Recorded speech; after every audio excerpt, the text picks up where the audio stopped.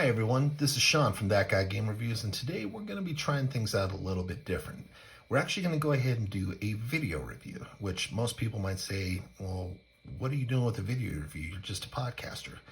Yeah, what the hell, it's 2021 and no one lives forever. So, today what we're going to do is we're going to review the MyArcade Gamer V. Now, what's the difference between this one and previous iterations? Well, this right here actually has some Data Ice titles licensed to it. So let's go ahead and let's take a look at the back. So we see on here 220 retro-inspired games plus 8 Data Ice classic titles. So what do they mean by retro-inspired? Probably means that we're going to run into a lot of knockoffs, a lot of bogus ports. I mean, you're not going to see any real name brand stuff here other than Data Iced, which that's okay. I mean, if we're looking at little $20 handheld, I'm not expecting much. But then again, stranger things have happened. So let's go ahead, let's take a look at what titles they have on there for Data Ice. They have Bad Dudes versus Dragon Ninja, always a classic, you know, predecessors to like your Final Fights and whatnot. You have Caveman Ninja, aka Joe and Mac. You have Burger Time, you know, which is always a good time for it. B-Wings, which is a shoot 'em up. I've never really heard much about it. You also have Karate Champ, your predecessors to your Mortal Kombats, your Killer Instincts, etc. Heavy Barrel, which is another one of the shoot 'em ups. Breakthrough, which I have never heard of. And then Side Pocket, you know, a pool game.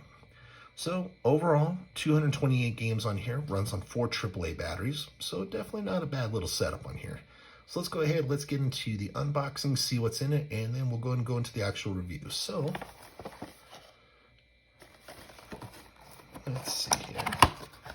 And please excuse my gorilla style cutting on this right here. I didn't realize that they put tape all over this thing.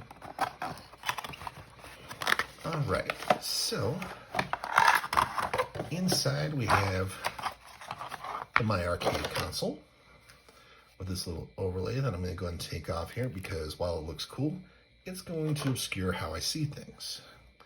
You see that it's got a nice little plastic shell with the Data Ice logo on it. A couple of nice little clicky keys. You got your reset button, your start button.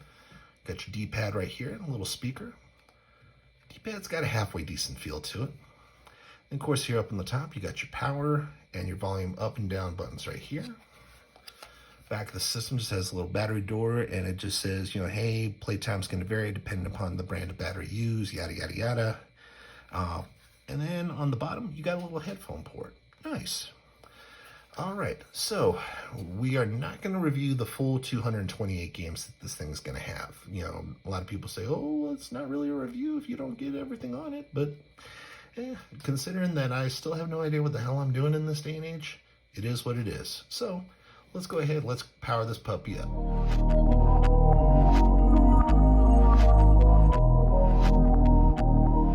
All right, so we see here, got the little switch, get the nice little red LED. So there's all of your Data Ice titles. There's your Bad Dudes, Breakthrough, Caveman Ninja, Heavy Barrel, Side Pocket, B-Wings, Karate Champ, and Burger Time. So, I mean, that right there, that should ideally be worth your price of admission. So, I was always curious about this Breakthrough. So, let's see what's going on here. So, I'm getting very much a, let's see. Initially, with the way the map was laid out, reminded me very much of Bionic Commando.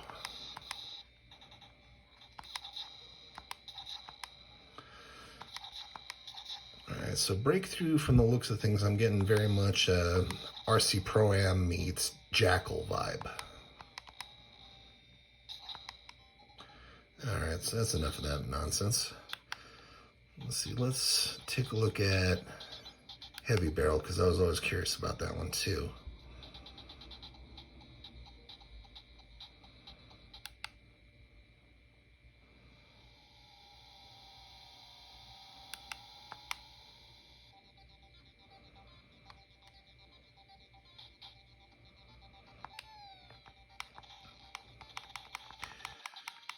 This is basically Ikari Warriors. I would be lying my butt off if this wasn't an Ikari Warriors knockoff. I mean, all due love and respect to Data Iced. I mean, they had a lot of really good games, but I think that might have been part of why their franchise went under was just because of the number of rip-offs and blatant tomfoolery there was out here. So, I mean, who knows? Maybe they had something going for them, and just instead of going through really trying to come up with something original, they just kept knocking things off. All right, that's enough of that mayhem. Let's go and let's take a look at a couple of the really obscure titles here. All right, let's go with Vanguard. Looks like it's a tank game of sorts.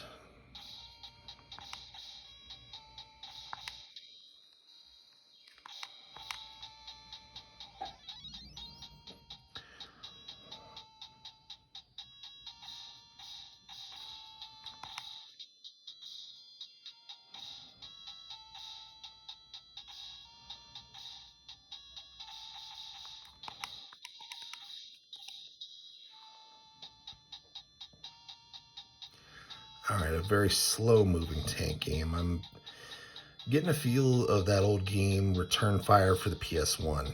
You're going through using the tanks, you got to fight your way through.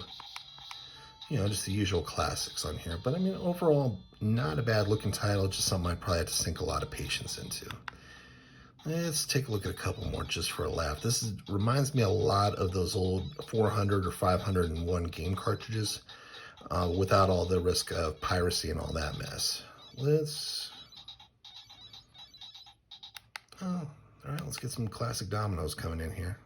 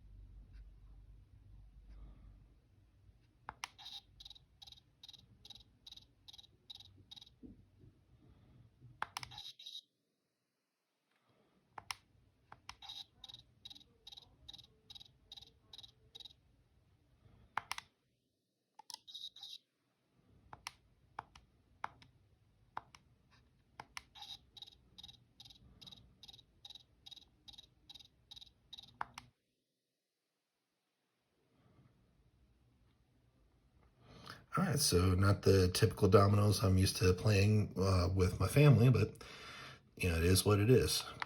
All right, so let's look at one more and then we'll do a final wrap up. Dark Castle. What's this all about?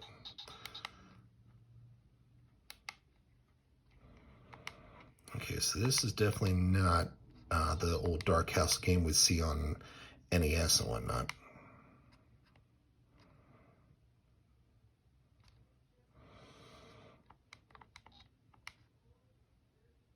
All right, well, that was just terrible.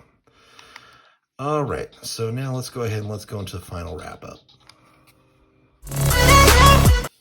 All right, so final impressions on the MyArcade Gamer V. So I will say that the inclusion of the Data Ice titles was a nice touch, especially right now that a lot of folks are really trying to get their best value for their gaming dollar. But that being said, I've got a couple of grievances with it. Number one is a lot of the games on there are blatant rip-offs of other titles. I get that, but at the same time, you've really got to go through and maybe see about licensing out some other titles instead of trying to cram 220 really obscure ones on there. I mean, sure, you're going to run into some really weird ones on there, but that's kind of par for the course in this day and age. One pro I can say about it is that the price point is phenomenal. You're paying basically $20 plus the cost of some AAA batteries. I mean, you get some really good high-end ones.